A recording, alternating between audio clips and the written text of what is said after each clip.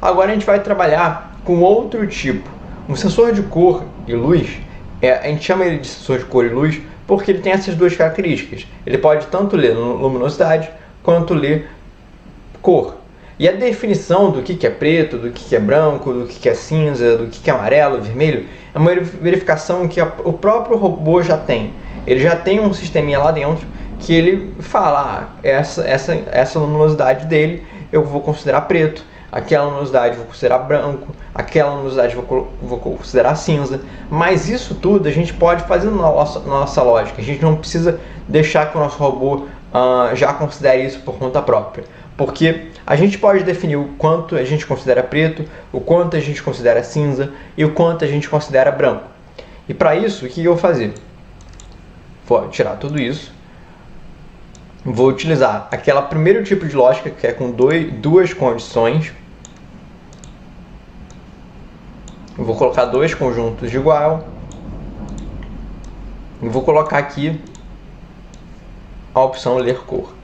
Só que o detalhe é que em vez de utilizar ler cor, eu vou utilizar esse valor do. Esse valor do é a opção para ele ler luminosidade.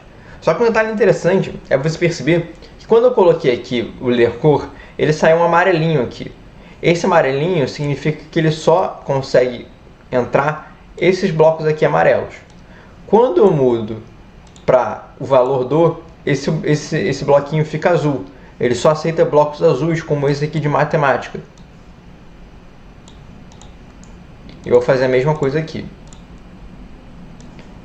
Mas, Brisa, que valores de luminosidade o nosso sensor enxerga? No caso do OpenVerter Lab, eu consigo perceber aqui pelo esse olhinho.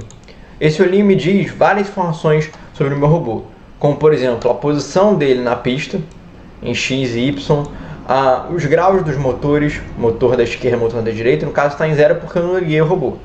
A distância, o sensor de toque, se ele está pressionado ou não, a luminosidade do sensor ultrassônico e a cor do sensor de cor. Se eu colocar aqui no preto, cinza, ele mostra aqui preto. Então o que acontece? O sensor de luminosidade, ele mede de 0 a 100. E é isso, ele mede de 0 a 100. Então aqui eu tenho que tentar colocar um valor entre 0 a 100. Eu posso colocar valores maiores? Posso.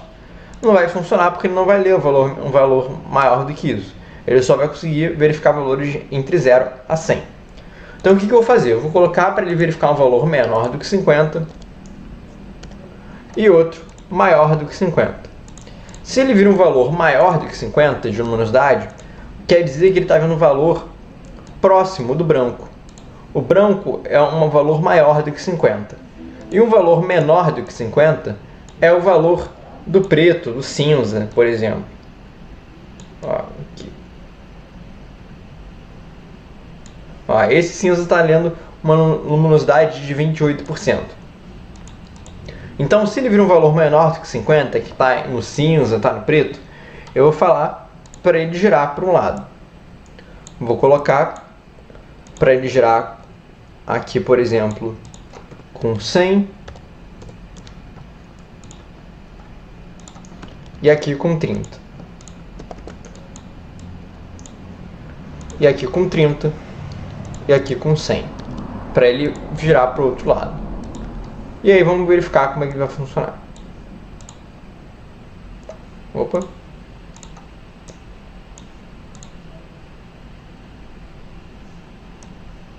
Tá seguindo.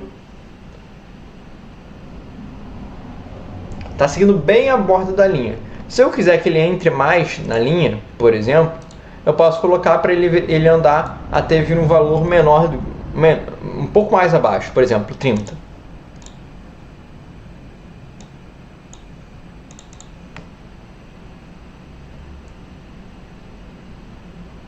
Ele está entrando mais na linha. Vou colocar, por exemplo, um valor menor do que 5, que provavelmente a gente vai conseguir perceber mais. Tá vendo que ele está entrando mais na linha? Que ele está começando a colocar aqui um valor preto, aparecendo nessa bolinha, porque eu coloquei para ele girar para esse lado até vir um valor menor do que 5. E eu posso fazer a mesma coisa aqui, eu posso colocar, por exemplo, 80, que ele vai começar a sair mais e começar a chegar mais perto do branco.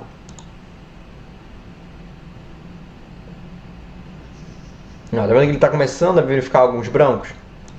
Antes ele não conseguia verificar porque eu colocava que ele entraria aqui quando ele visse um valor maior do que 50. Que chega perto do branco, mas está ali na divisão entre o branco e o cinza. Então, o que eu posso fazer, por exemplo, para deixar minha lógica mais interessante? Colocar mais estados. Então, eu vou voltar aqui para menor do que 50, aqui para maior do que 50. Eu posso colocar uma opção de condição para quando ele vir um valor igual a 50. Porque menor do que 50 não necessariamente é igual a 50. Menor que 50 é 49. Maior do que 50 é 51. Então, está faltando aqui um número que eu ainda não utilizei, que é o 50. Então no 50 eu vou colocar 100 de força, vou escolher para ele andar reto. Vamos ver o comportamento dele e se ele segue um pouquinho melhor.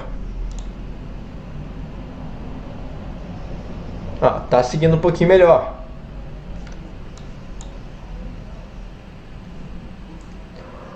Para ele não oscilar tanto, por exemplo, eu posso tentar fazer com que essas forças sejam mais iguais a esse 100. Vou colocar aqui 60 e aqui 60.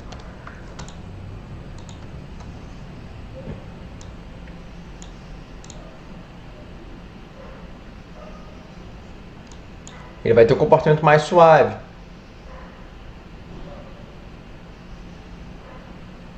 A única atenção que você tem que ter é que se for uma curva muito fechada, ele pode ser que ele não consiga fazer. No caso aqui, não tem curvas tão fechadas. Essa foi mais perto, que ele quase se perdeu. Mas de resto, as outras são mais tranquilas, são curvas abertas, que não dão tanto trabalho. Se eu aumentar tanto isso aqui, por exemplo, vou colocar 80. 80 provavelmente meu robô vai sair em algum momento.